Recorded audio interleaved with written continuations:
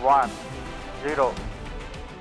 दोस्तों, आज इसरो ने एक ऐसी ऐतिहासिक लॉन्चिंग की है जिसने देश को न केवल सबसे ढांसू रॉकेट दे दिया है, बल्कि उसने ऐसे सैटेलाइट को लॉन्च किया है जो धरती की धड़कन को सुन डालेगा। दोस्तों, अंतरिक्ष में लॉन्च के बाद 13 मिनट से लेकर 15 मिनट के बीच इसरो ने कुछ खास सीक्रेट मिशन भी अंजाम दिया है। ये बात मैं आपको बताने वाला हूँ, क्योंकि इस बार के मिशन में रॉकेट भी बहुत खास था, सैटेलाइट भी और आखिरी पॉइंट भी। तो दोस्तों, इस वीडियो पर मेरे साथ बने रहिए और इसरो के वैज्ञानिकों के सम्मान में एक लाइक जरूर करिए। अब धरती की धड़कन सुनेगा भारत का ऑब्जर्वेशन सैटेलाइट EOS-08। इसरो ने भरी ऐतिहासिक उड़ान, छुटकू रॉकेट की सफल लॉन्चिंग। 820 सेकंड के बाद में इसरो को मिली सबसे बड़ी कामयाबी। आखिर 14 मिनट बाद यान में इसरो का सीक्रेट मिशन क्या था? तो दोस्तों, सबसे पहले SSL VD3 रॉकेट की बात कर लेते हैं। SSLV यानी स्मॉल सैटेलाइट लॉन्च व्हीकल और D3 मतलब तीसरी डिमॉन्स्ट्रेशन फ्लाइट। इस रॉकेट को मिनी, माइक्रो और नैनो सैटेलाइट्स की लॉन्चिंग ऑन डिमांड मोड में की जा सके, इसके लिए बनाया गया है, जिसकी शानदार लॉन्चिंग के बाद इसे देश का तीसरा सबसे शानदार रॉकेट घोषित कर दिया गया है, यानी पूरी तरह से ऑपरेशनल रॉकेट का दर्जा मिल चुका है। बहुत खास रॉकेट है भारत का SSLV D3 रॉकेट। इससे धरती की निचली कक्षा में 10 से लेकर 500 किलोग्राम तक के सैटेलाइट्स को 500 किलोमीटर तक भेजा जा सकता है। इससे 300 किलोग्राम के सैटेलाइट्स को सन सिंक्रोनस ऑर्बिट में भेजा जा सकता है। इस ऑर्बिट की ऊंचाई 500 किलोमीटर के ऊपर होती है। इसरो इस छोटे रॉकेट का इस्तेमाल करके छोटे सैटेलाइट की लॉन्चिंग के बाजार पर कब्जा कर लेगा। इससे सैटेलाइट लॉन्च करने में बहुत कम समय और कम लागत लगती है। SSLV सिर्फ 72 घंटे में तैयार हो जाता है। ये PSLV रॉकेट से 5 से 6 गुना सस्ता है। PSLV पर 130 से 200 करोड़ रुपए का खर्च आता है, जबकि SSLV रॉकेट 30 करोड़ रुपए में बन जाता है। SSLV रॉकेट की लंबाई 34 मीटर है। इसका व्यास 2 मीटर है। SSLV का वजन 120 टन है। दोस्तों, ये छुटकू रॉकेट अब अंतरिक्ष की जंग में दुश्मनों को सरेंडर करवाने में बड़ी भूमिका निभाने वाला है। इस नई पीढ़ी के कॉम्पैक्ट रॉकेट के जरिए भारत अब राइड शेयर मोड पर सैटेलाइट भेजने में कामयाब हो जाएगा। चीन जैसे पड़ोसी को कंपटीशन में कूटने के लिए यह बहुत ही काम का हथियार साबित होने वाला है। बड़ी बात तो ये, इसकी लॉन्चिंग के साथ ही भारत को दनादन ऑर्डर मिलने शुरू हो चुके हैं। अब इसरो इस रॉकेट से एक साल में 30 से ज्यादा लॉन्च कर सकता है।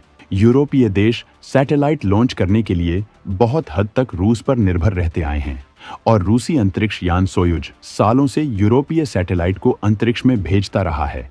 लेकिन यूक्रेन युद्ध शुरू होने के बाद से यूरोपीय देशों ने रूस से दूरी बनाना शुरू कर दिया, जिसकी वजह से रूस को मिलने वाले ऑर्डर में भारी गिरावट आ गई। अमेरिकी और यूरोपीय प्रतिबंधों ने भी रूसी स्पेस सेक्टर को भारी नुकसान पहुंचाया है। तो वहीं चीन की तकनीक पर ये देश भरोसा नहीं करते हैं, क्योंकि वो इनकी जासूसी कर सकता है, जिसका फायदा भारत को मिल रहा है।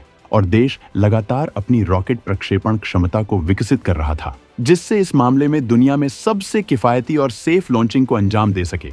और इस दिशा में SSLV को मिली कामयाबी मील का पत्थर साबित होने वाली है, क्योंकि अब कई देश अपने सैटेलाइट लॉन्च करवाने के लिए इसरो से संपर्क कर रहे हैं। वहीं ऑस्ट्रेलिया ने बड़ा करार कर लिया है। दोस्तों, इसरो की वाणिज्यिक शाखा न्यू स्पेस इंडिया लिमिटेड ने $18 मिलियन का करार हासिल किया है, जिसके तहत ऑस्ट्रेलिया फर्म स्पेस मशीन 2026 में इसरो के SSLV से उपग्रह पेलोड लॉन्च करेगी। ये ऑस्ट्रेलिया का अब तक लॉन्च किया गया सबसे बड़ा उपग्रह होगा। सबसे बड़ी बात यह है कि इसमें भारत की निजी कंपनियां भी हिस्सा लेंगी, जिसमें घरेलू अंतरिक्ष इंजीनियरिंग फर्म अनंत टेक्नोलॉजीज भी शामिल है, जिसने पिछले कई मिशनों में इसरो को इंजीनियरिंग सेवाएं देकर मदद की है। अंतरिक्ष प्रोग्राम में निजी उद्योगों को आगे लाने के लिए सरकार SSLV का निजीकरण भी कर रही है, जिससे स्पेस की ताकत में भारत सबसे आगे जा सके। नीलामी के बाद SSLV का निर्माण और संचालन निजी क्षेत्र करने में सक्षम हो जाएंगे। अब आपको बताता हूं कि इसरो ने जो सैटेलाइट लॉन्च किया है वो क्यों इतना खास है। तो दोस्तों, इसरो ने SSLV D3 रॉकेट की मदद से EOS-08 और SR-0 डेमोसैट सैटेलाइट्स को छोड़ा है। इस नए सैटेलाइट से पर्यावरण की मॉनिटरिंग, आपदा प्रबंधन आसान हो जाएगी इनको धरती से 475 किलोमीटर की ऊंचाई के गोलाकार ऑर्बिट में डाला गया है। करीब 175 किलोग्राम वजन वाले माइक्रो सैटेलाइट EOS-08 को इसरो ने केवल 13 मिनट के अंदर 475 किलोमीटर की ऊंचाई पर पहुंचा दिया और इसके केवल 3 मिनट बाद यानी 17 मिनट के अंदर SR-0 डेमोसैट भी लॉन्च कर दिया गया। दोस्तों, ये EOS-08 सैटेलाइट बड़े काम का सैटेलाइट है। बड़े काम का है EOS-08 सैटेलाइट। यह सैटेलाइट धरती की हर धड़कन सुनकर इसरो को पहले ही बता देगा। धरती की हलचल यानी भूकंप, सुनामी या किसी भी प्राकृतिक आपदाओं की जानकारी मिल सकेगी। सैटेलाइट में 3 state of the art payload लगे हैं। पहला है electro optical infrared payload EOIR, जो दिन रात मिड और लॉन्ग वेव की इंफ्रारेड तस्वीरें लेगा। दूसरा है global navigation satellite system reflectometry payload GNSSR, जो नेविगेशनल जानकारी देगा।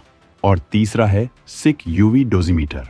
दोस्तों, इसरो का यह मिशन भारत के साथ साथ पूरी दुनिया के लिए खास है। इस अंतरिक्ष यान का मिशन जीवन 1 वर्ष का है। अब दोस्तों, एक और बात इस मिशन में हुई है, वो ये कि इसरो इस मिशन के जरिए भी अपने सीक्रेट एक्सपेरिमेंट को अंजाम देने में कामयाब रहा है। दरअसल ये जो DSSV रॉकेट है वो 3 चरणों वाला ठोस ईंधन से चलने वाला रॉकेट है, लेकिन इसके अंतिम पार्ट यानी वेलोसिटी ट्रिमिंग मॉड्यूल VTM में तरल ईंधन का इस्तेमाल होता है और रॉकेट का यही पार्ट अंतरिक्ष में सैटेलाइट को लॉन्च करने का काम करता है। उड़ान भरने के ठीक 13 मिनट बाद रॉकेट EOS-08 को उसकी कक्षा में छोड़ेगा और लगभग 3 मिनट बाद SR-0 अलग हो जाएगा।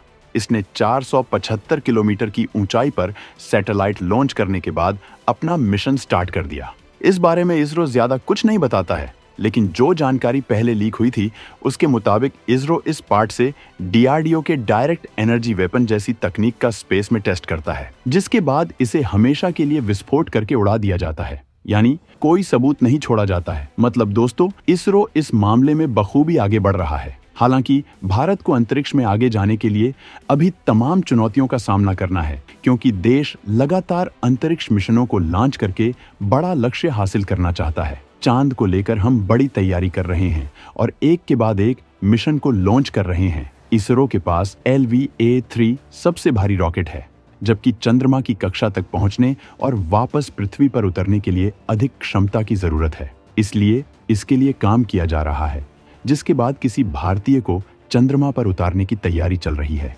अंतरिक्ष में बवाल मचा रहे इसरो ने बीते साल चंद्रमा के दक्षिणी ध्रुव पर चंद्रयान-3 को उतारकर दुनिया में दबदबा कायम किया है। भारत अब दुनिया का चौथा ऐसा देश है जो चांद पर पहुंचने में कामयाब हो चुका है। जापान की स्पेस एजेंसी JAXA ने अगले मून मिशन के लिए पहले ही इसरो से हाथ मिला लिया है। चंद्रयान-3 की चांद के साउथ पोल पर सफल लैंडिंग के बाद अब भारत जापान को भी साउथ पोल की सैर कराएगा। जापान की स्पेस रिसर्च एजेंसी JAXA ने इसके लिए इसरो से करार किया है।